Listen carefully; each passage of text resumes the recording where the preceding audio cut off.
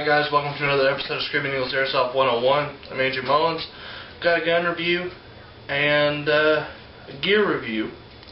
Not really an official gear review, it's just something I found and I bought and I thought it'd be really useful in the world of Airsoft. So I've got my gun review right here, let me get it for you. Some of you World War II gun buffs may love this one. It is the Sten Mk. Now, officially, it's called it's AGM. It's the 05A automatic electric gun. Alright, this gun, you know, for what it is, it's a Sten. And the original Sten Mk. Was designed to be put together with as few parts as possible in the cheapest way as possible, because what they did is, back in World War II, is the British would disassemble this gun, drop it into Nazi-occupied France or Holland and Belgium, any of the European countries under the German rule during World War II. That way the resistance fighters could put it together and have it work relatively easy. It's not that complicated of a gun, the real one was. But the Airsoft version I have right here, based on the Sten Mk. Magazine comes out like this, just right there. You have this option where it comes with the gun. See, it comes in the gun like that. So there's this lever right here that you have to pull down on, and you pull it to the side, and you're good to go. Mag release buttons right here. It's kind of disorienting because you don't know what's what, because there's no definite button like on an AK or a MP5 or a T36 or M4. But the mag in right there, there is no safety feature on this weapon, and there's no single shot safety on this weapon. So you will have to watch where you put your finger on the trigger. See, you just have to keep it on semi, just have to pull back for the trigger. And see, that's just the only difference in it right there. Battery goes in this tube right here, plugs in right here, so you have no trouble with that at all. In terms of appearance, and because I'm a big World War II fan, I give it, in appearance, a 9 out of 10, because I love the Sten.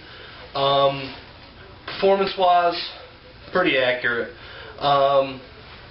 But with its single shot, not having no single shot, and no safety, the safety is the big concern with me.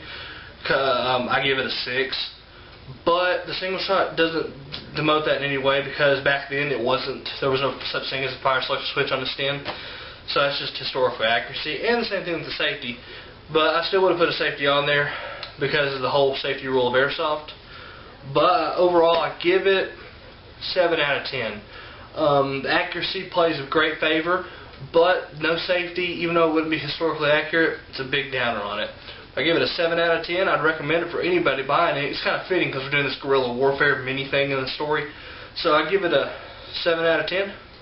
And we'll do the gear review here in a minute.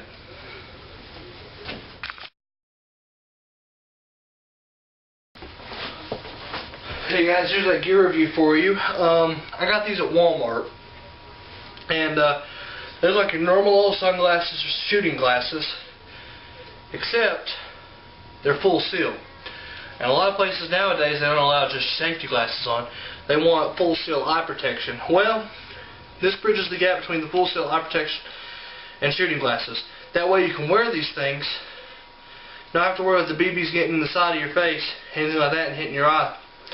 So, I got these at Walmart, $17. They're in the automotive area, where the motorcycle accessories are at. They're called Wind Riders. They're at $17, full seal. Trinity does sell a few like these. They're a little bit more expensive, but if you're looking for full seal safety glasses, because you don't want to wear a face mask and you don't want to wear them bulky goggles, recommend these. They fit just like sunglasses. They protect your whole eyes and everything. So recommend these. If you ever want some safety glasses with full seal protection, go to Walmart or look at TrinityAirsoft.com. They'll probably have a few for you. And that's it for that. I mean, I haven't tested these out in the game yet, but they provide a lot of protection, fog protection. The price is a bit of a butt, but you know, for the price, how much your eyes are worth, you know.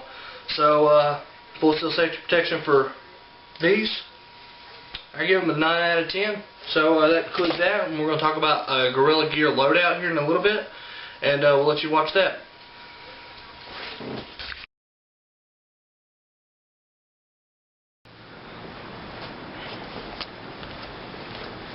Hi guys, welcome to this other segment. We're going to talk about ambushes, the importances of ambush, and guerrilla loadouts.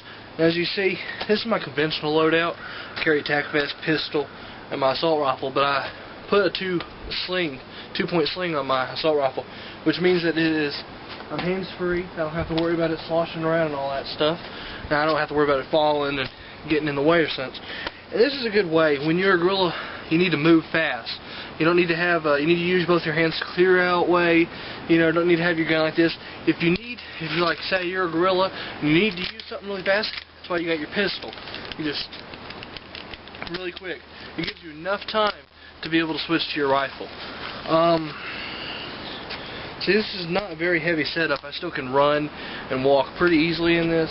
I can issue out orders to other guerrillas as I see fit. You know, it's really unconstricted, all that stuff. Still got my grenades. Got my grenade launcher on there. It's a really nice setup that I figured out. That two-point sling right there. You can carry a gun with a grenade launcher. 13 pounds on your back.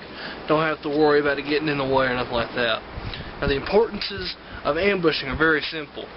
When you're ambushing, make sure you have a high overlooking area over your opponent. Make sure that you can see them coming before they can think that you're there. Like, let's say we're walking down that valley right there at that yard. A good ambush spot, truthfully, you would think would be in the laurel bushes right in front of them. Not so. You could put an ambush there, but you're also going to be facing them, and they're going to know where you're coming from. Truthfully, what you would do is you would put maybe 2 to 1 person in those bushes, and then on this hill over here, you'd put the rest of your team right there, and maybe somebody behind that building right there, and get them that way. And you wouldn't wait for them to get there. You would wait for them to pass you. That way, they have to turn around to shoot, and they can't shoot you facing you. So there's a good key component of ambushing. Next week we'll talk more about the mobility of guerrilla tactics and how you have to be much more mobile than in conventional warfare. And also we'll go into more depth about guerrilla tactics and the hit and run factor of how fire, run, fire, run, fire, run. So we hope you enjoyed this episode of Screaming Eagles Airsoft 101. I'm your host, Andrew Mullins. Thank you for joining us again. And we will come to you next week with more on guerrilla tactics and another gun or gear review.